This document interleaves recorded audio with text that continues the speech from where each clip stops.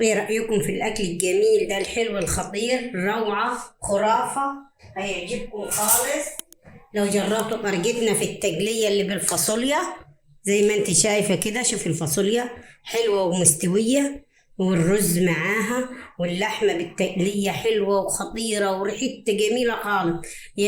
يلا بينا نشوف يا جماعة احنا عملنا الأكلة الحلوة دي ازاي.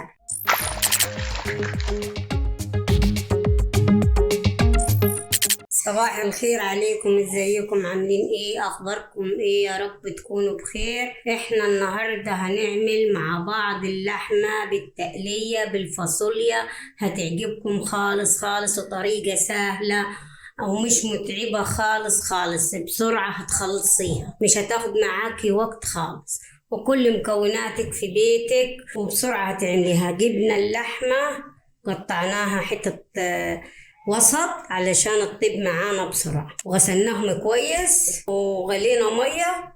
هنروح نحط عليهم المية المغلية، نغسلهم غسلة كويسة، بعد كده نخليهم يطيبوا نص طيبة في الشوربة. خليكم معايا ونشوف مع بعض. احنا حطينا اللحمة في المية المغلية، شايفة كبينا عليها مية مغلية عشان تطلع كل الزفارة وتبقى اللحمة حلوة معانا وجميلة.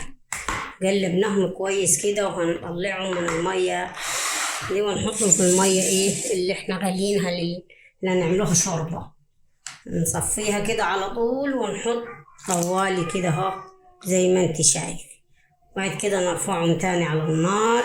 حطينا اللحمة زي ما انتوا شايفين كده، هنرفعهم على النار. شايفين المية اللي كنت غسلت بيها اللحمة، المية السخنة، شايفة كل الزفارة نزلت في المية. احنا جبنا السمنة، هنعمل التقلية منما اللحمة تاخد نص سوا على البوتاجاز ونشوف مع بعض. دلوقتي جبنا السمنة حطيناها في الحلة وهنخلي السمنة تغلي كويس. بعدين نحط عليها البصل اللي احنا فرمناه بهذا الوضع. شايفين فرمناه ناعم خالص، علشان يبقى معاك التقلية حلوة وتبقى عاملة زي المربى. وعملنا الطماطم على الخلاط. شايفين انا سلقت الفاصوليا، خليتها استوت ونقعتهم حوالي ساعة الاول، وبعدين سويتهم على النار مية عادية خالص كده ونسيبوهم لغاية ما خلص التقلية.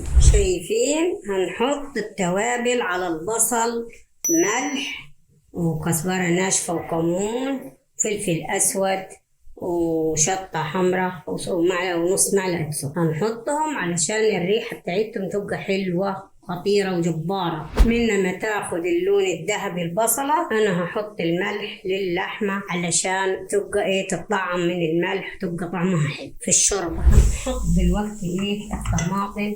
شايفين لون البصلة ما تخليهوش يغمق معاكي خالص، لونه حلو جميل كده. هنحط الطماطم دلوقتي نسيبها تتسبك، بعد كده نرجع. بعد ما خلصنا التقلية زي ما انتوا شايفين كده، شايفين هحط نص مكعب مرقة، متحطيش أكتر منه لأن احنا هنعمل طيبوه بالشوربة بس عشان يديه طعم. هي طعم التقلية حلوة وجميلة. شايفين تحس إن التقلية استوت، تقولي فيه حتة واحدة كده، متبقاش فيها حداق خالص. هنحط دلوقتي اللحمة، سويناها نص سوا، حطينا اللحمة، هنحط عليهم شوية شوربة ونسيبهم نكمل السوا بتاعهم. وبعدين نحط الفاصوليا اللي احنا مسوينه، يا دوب تاخد هلوة كده وتبقى حلوة. متكتريش الشوربة عشان تبقى تدليتك حلوة. نسيبهم يستوي ونحط لهم كبش تاني شوربة ونشوف مع بعض القوام بتاعهم، هيعجبكم خالص. بعد ما تستوي نغطوها ونشوف. خليتهم حوالي 10 دقايق زي ما انتم شايفين او ربع ساعة يغلوا في التقلية. نحط عليهم كبشة شوربة علشان هنحط الفاصوليا كده زي ما انتم شايفين كده. هحط الفاصوليا ويستووا مع بعض كده، كملوا سوا مع بعض ونوريهولكم في طبق تقلية. احنا خلصنا زي ما انتم شايفين كده التقلية خلصناها.